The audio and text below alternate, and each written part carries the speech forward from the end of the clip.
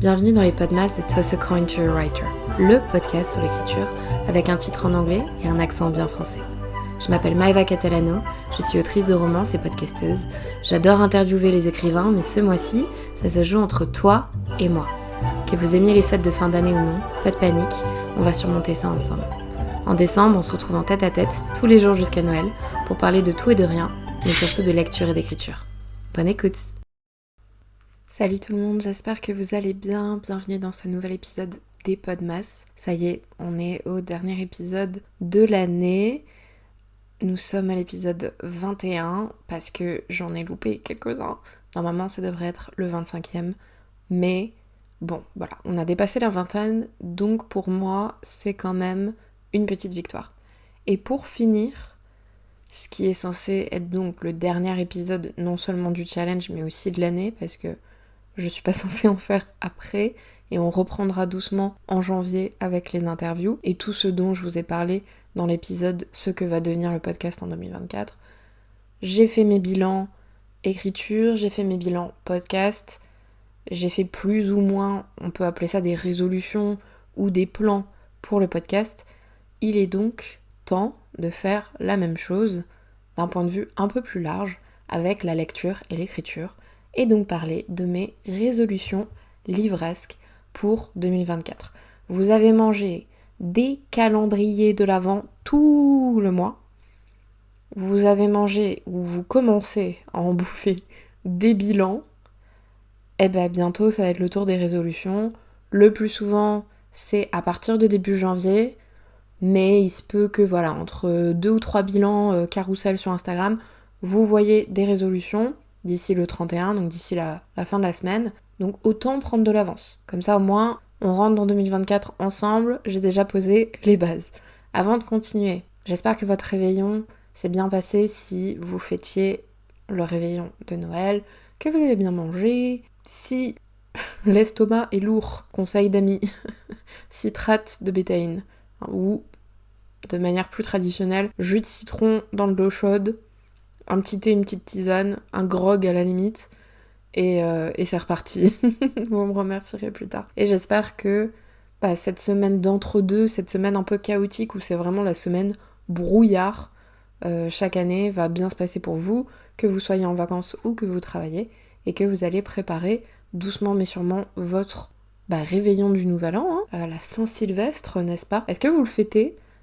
Est-ce que vous allez faire quelque chose? Est-ce que ça va être plutôt chill à la maison? Dites-moi. Ouais, j'ai juste envie de savoir et de papoter avec vous sur le sujet. Bref, trêve de plaisanterie, rentrons dans le vif du sujet et les résolutions livresques 2024. On va commencer par les lectures. Et je pense que ça va être assez simple. Cette année, je m'étais mis en objectif de lire au moins 24 livres et j'ai eu un gros blocage. Donc, pour l'année 2024, j'aimerais lire entre 12 et 24 livres au moins. Bien sûr, si ça dépasse, c'est toujours tant mieux. Je préfère partir sur un petit objectif, donc au moins un livre par mois, 12. Et si je peux en avoir 2 par mois, 24, c'est fantastique. Et ainsi de suite, les multiplications.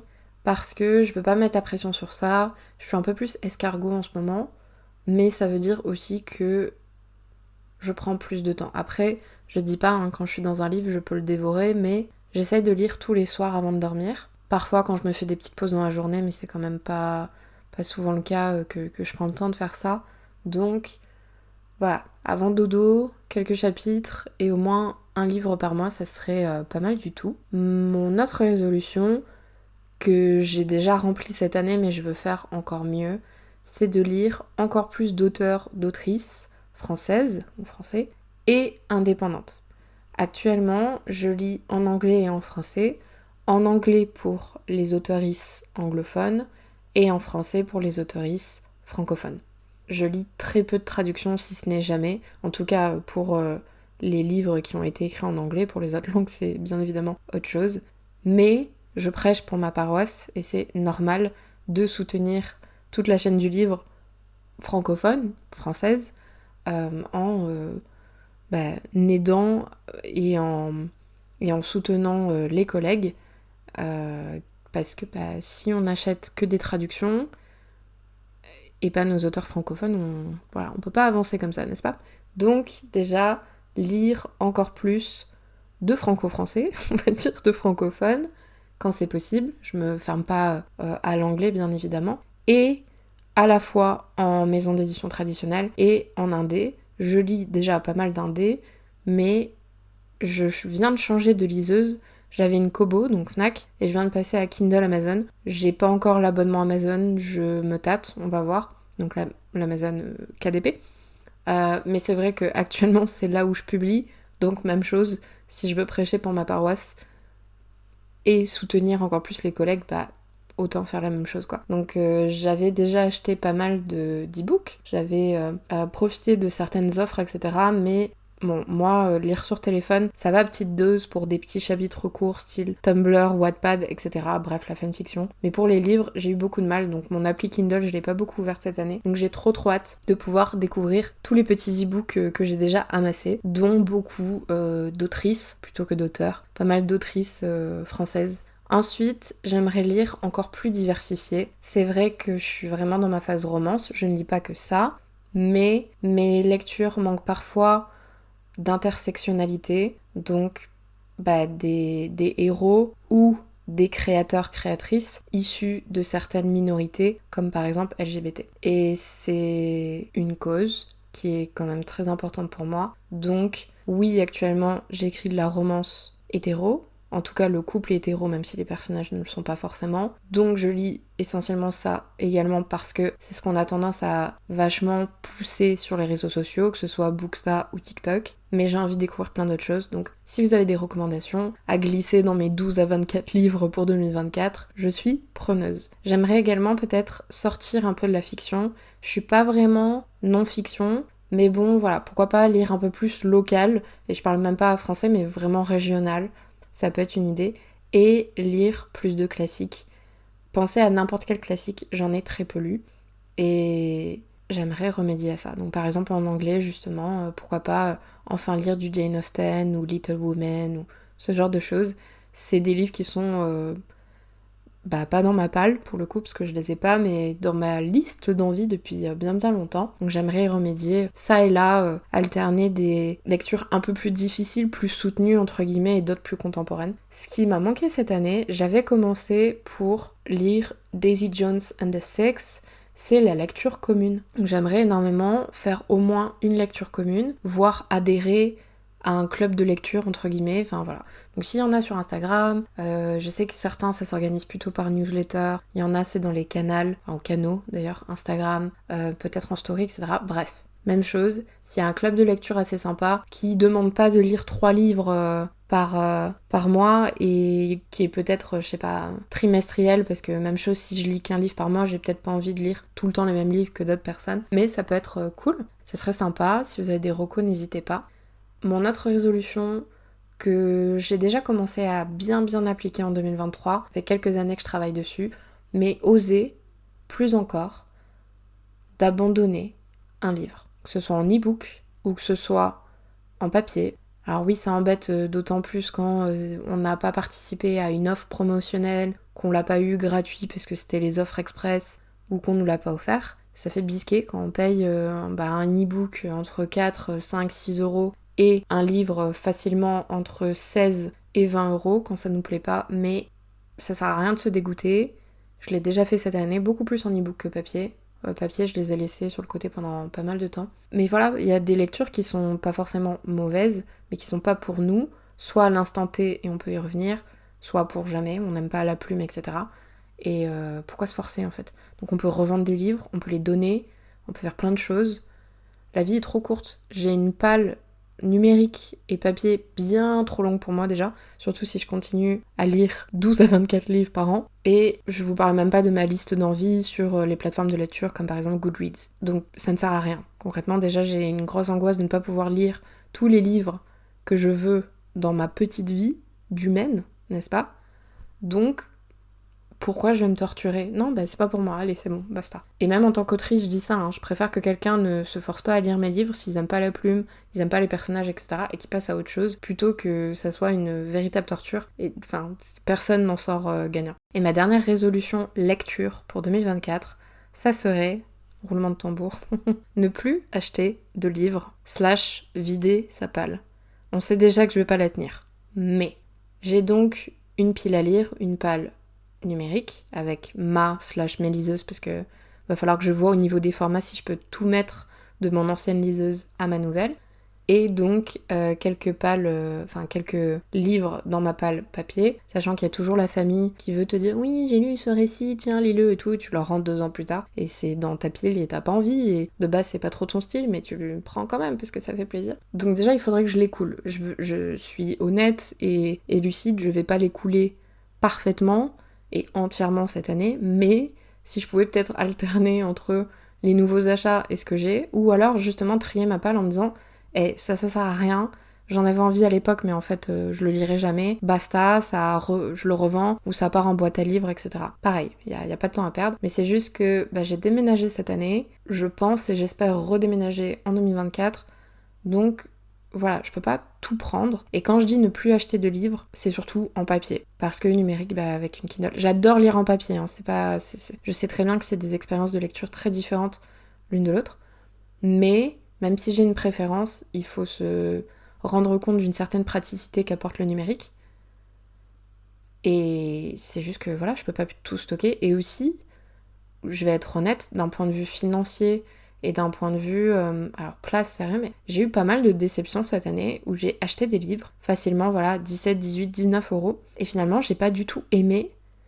Et je me suis dit, mais bon, ok, je peux les revendre, mais dans tous les cas, c'est jamais le prix du neuf, même si je prends très très soin de mes livres. Et bon, pourquoi ne pas acheter d'abord en e-book ou en fonction des abonnements, après ça dépend des maisons d'édition, des auteurs, etc. Mais vous avez compris le principe. Et si j'adore le livre, d'autant plus si après je vais à une séance de dédicace ou que je peux rencontrer l'auteur-l'autrice, l'acheter en papier pour le faire signer, etc. J'adore l'objet livre. Pour moi, un livre, ça doit vivre, et on voit d'autant plus qu'il a vécu, et on peut le prêter bien plus facilement, forcément, quand c'est en papier. Mais de par certaines déceptions, etc., le seul truc qui m'embête beaucoup, et ça c'est vraiment un truc qui m'énerve même, c'est certaines maisons, on va pas se mentir parce que c'est quand même très peu en auto-édition, certaines maisons pratiquent des prix, mais hallucinants en e-book. Je crois que j'en ai vu un passer à 11 euros, je crois, ou 12 euros. C'est plus qu'un poche. Donc forcément, quand après, le brochet ou relié fait 16 euros, on se dit, je vais l'acheter en papier, et si c'est une déception, tant pis, quoi. Mais pour moi, je sais pas, est-ce que c'est un hot take, comme on dit? Est-ce que c'est le unpopular opinion? Mais pour moi, un e-book... Alors, bien évidemment, les maisons, c'est pas les mêmes droits d'auteur, c'est pas les mêmes pourcentages, j'entends bien, hein, mais d'un point de vue général, personnellement, si c'est plus de 5,99€, j'ai beaucoup de mal. Je suis très très réticente à acheter un e-book. Donc, dites-moi ce que vous en pensez, est-ce que je suis folle ou pas, mais voilà. On va ensuite passer à mes résolutions écriture pour 2024. La première, qui va être assez simple à tenir, c'est continuer à écrire de la romance. J'ai 40 000 idées. Si vous avez écouté le podcast, le Podmas même, qui s'appelle « Fouille mes notes de téléphone avec moi », vous savez que je peux écrire jusqu'à 2034 facilement, voire 2054, on va pas se mentir, sachant que chaque année, il y a d'autres idées qui se rajoutent de spin-off, de suite, de gna. Ok. Mais pour l'instant, je vais me concentrer sur la romance parce que je suis vraiment bien dans ce genre, et c'est surtout que d'un point de vue branding, d'un point de vue aisance et communication, etc., ça serait quand même beaucoup plus facile pour moi de rester dans la romance plutôt que de retourner dans la dystopie ou l'imaginaire qui n'est pas du tout lié à la romance. Donc je parle pas de romantaisie par exemple. Ça veut pas dire que je le ferai jamais, mais pour l'instant je le vois de toute façon par rapport à mes envies. Et cette fameuse dystopie dont je vous ai un peu parlé durant le Podmas, j'ai une idée qui date de facile 2016-2017, voire peut-être même avant. Le plan détaillé, je connais le début, le milieu et la fin. Bien sûr qu'il y a toujours des surprises, mais voilà. Mais je veux pas m'y mettre.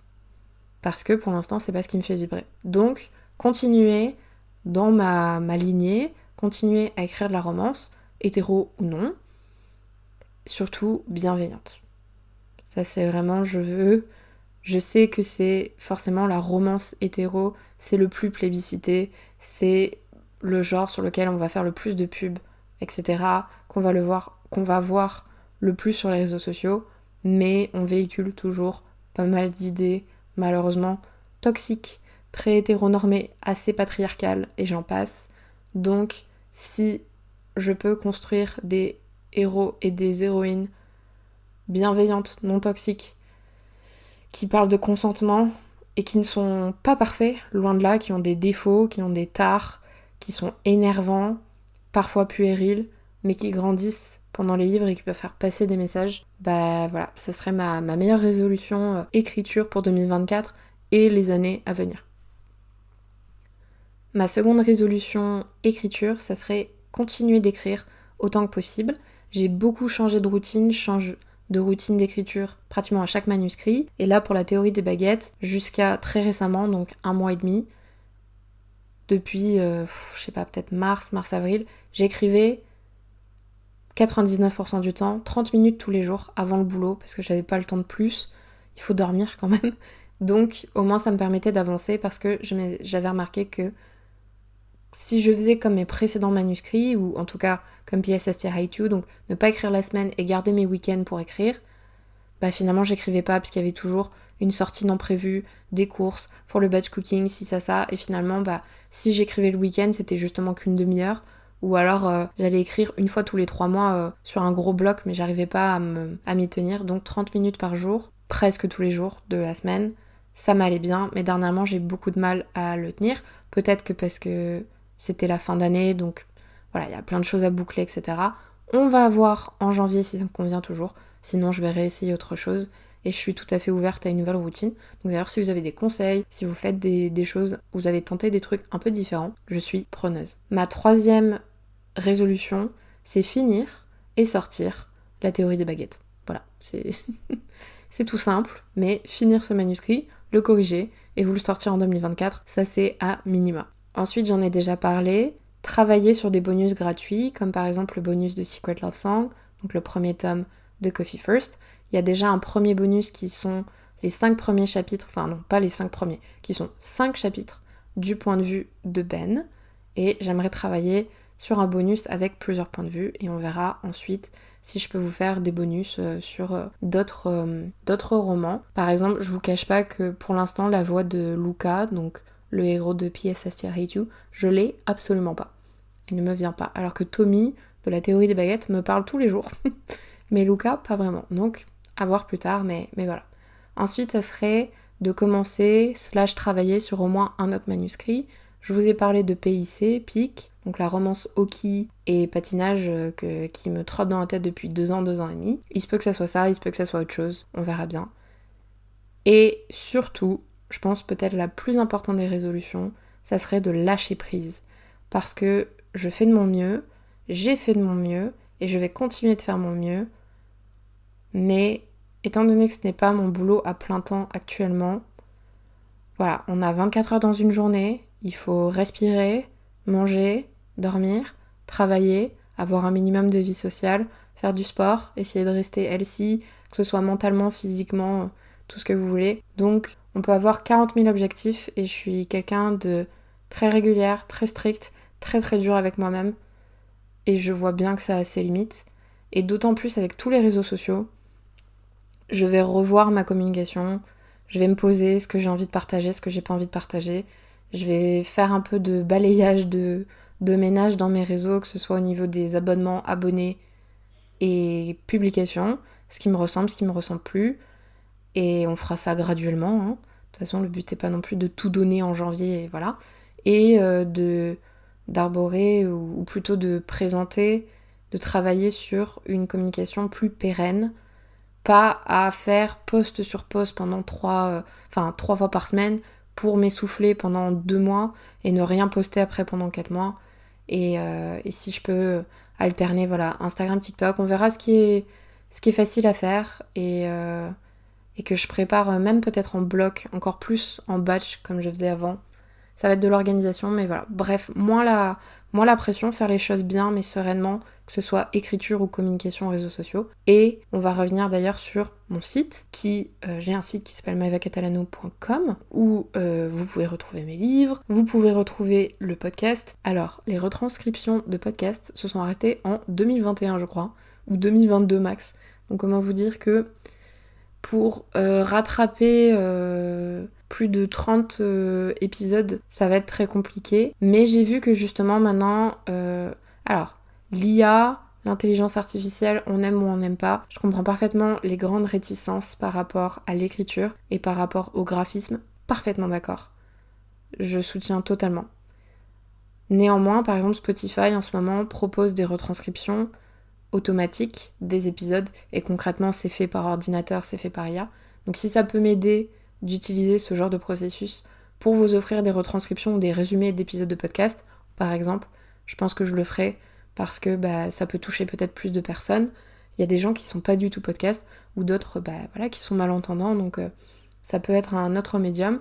Et j'aimerais refaire mon site, je ne sais pas à quelle date, on verra. C'est pas la priorité, pour l'instant la priorité c'est finir et sortir la théorie des baguettes, parce que mon site il est fonctionnel. Donc vous avez certes le strict minimum actuellement, je veux refaire ma page de garde, on va dire, pour la newsletter et compagnie, mais on verra ce qu'on peut changer. J'ai une idée très précise de ce que je veux pour plus tard. Si c'est d'ici la fin 2024, c'est très bien. Et même chose pour la newsletter. Avant, c'était une fois par semaine. Actuellement, et jusqu'à ma pause, et depuis mon retour de pause, c'est une fois par mois. Donc, newsletter mensuelle, plus forcément quand il y a des sorties. Je pense qu'on va rester sur du mensuel pour l'instant. Ça me botte bien. Et autour des sorties, ça sera peut-être pas mal. Ou alors si on revient sur un rythme un peu plus soutenu, 2 fois par mois. Mais je pense que là, pour la reprise, 1 fois par mois, c'est très bien. Ça évite, vous, de vous harceler et moi de m'épuiser avec tout ce que j'ai à faire. Sachant que j'adore absolument les newsletters. C'est vraiment mon dada. J'adore lire les newsletters, que ce soit d'auteurs, autrices, créateurs, créatrices. Même des marques qui ont plutôt des journaux. Je parle pas de newsletters vraiment commerciales, hein, mais voilà, je kiffe concrètement, mais il faut pas m'envoyer des mails tous les jours. Donc, 1 fois toutes les 2 semaines, 1 fois par mois, je trouve que c'est un bon rythme. Surtout hors sortie, si on revient du côté l'ivresse. Donc ça fait déjà pas mal. Mais le mot d'ordre, c'est continuer à créer, continuer à partager, mais de manière plus sereine et plus saine, je dirais même. Voilà, ça sera mes mots d'ordre pour 2024. Et donc il ne me reste qu'à vous souhaiter encore une fois de très bonnes fêtes, une très bonne fin 2023. Laissez autant de mauvais que possible en 2023. En tout cas, moi je sais que je vais faire une bonne liste de tout ce que je vais essayer de laisser derrière moi. Le but c'est pas de dire, vous savez le slogan en anglais, New Year, New Me, genre nouvelle année, nouvelle personne, nouveau moi, mais juste continuer à faire son mieux, à s'améliorer si on peut, et à survivre. Et d'un point de vue livresque, continuer de partager avec vous quoi. Donc mes meilleurs vœux pour cette fin d'année et surtout pour la nouvelle année qui arrive. Je vous fais plein de bisous et on se retrouve en 2024. Salut! Merci encore d'avoir écouté cet épisode de Toss a Coin to Your Writer. N'hésitez pas à laisser des petites étoiles ou un commentaire d'ailleurs sur votre plateforme de prédilection comme Spotify, Apple, Deezer ou autre et de m'envoyer une capture d'écran sur Instagram à Maeva Catalano ou à Toss a Coin to Your Writer. Je vous mettrai les liens en description. Je tire au sort une personne toutes les semaines de décembre pour gagner un de mes livres. Bonne chance et on se retrouve demain pour un nouvel épisode. Salut!